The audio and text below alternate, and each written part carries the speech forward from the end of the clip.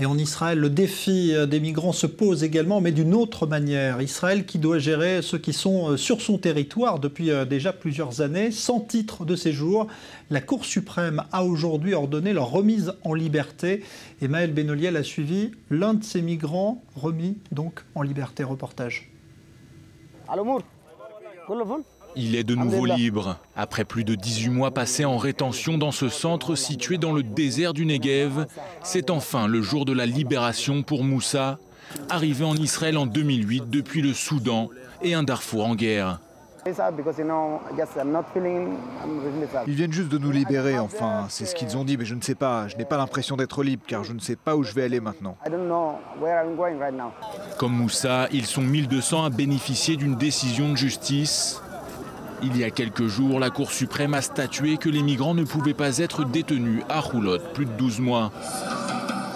Des migrants qui se voient par ailleurs interdits d'accès aux villes de Tel Aviv et d'Eilat.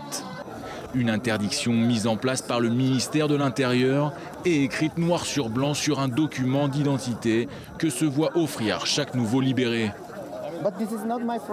Ça n'est pas mon problème, c'est celui du gouvernement. Ils nous libèrent d'ici, mais pour aller où? Parce que si tu veux m'envoyer quelque part, dis-moi où je dois aller. Chaque migrant libéré dans le cadre de la décision de la Haute Cour qui se ferait arrêter à Tel Aviv ou à Eilat sera envoyé directement à Saharonim, une prison traditionnelle qui se trouve être ni plus ni moins juste en face du centre de rétention de Choulot. Une décision qui conforte la stratégie du gouvernement selon cette militante des droits de l'homme. C'est parfaitement réfléchi et c'est dans la continuité de ce qui se passe à Choulot. L'État d'Israël n'a qu'un seul but dans cette histoire, leur faire quitter le pays de leur plein gré en leur rendant la vie impossible.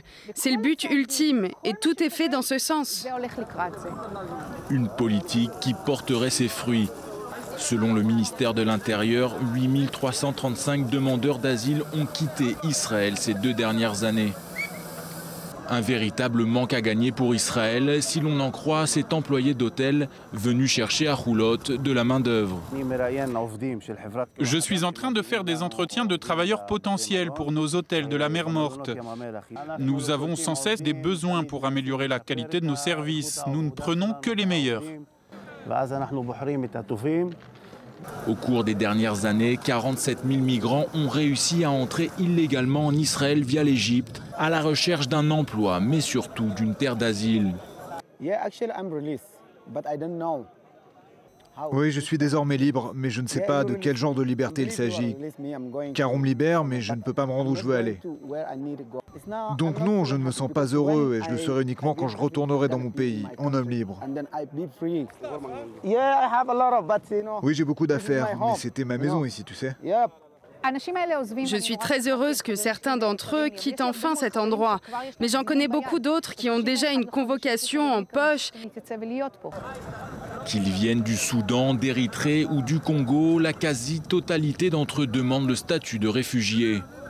Mais Israël n'a accordé ce statut qu'à seulement 1% d'entre eux, le taux le plus bas de tous les pays occidentaux.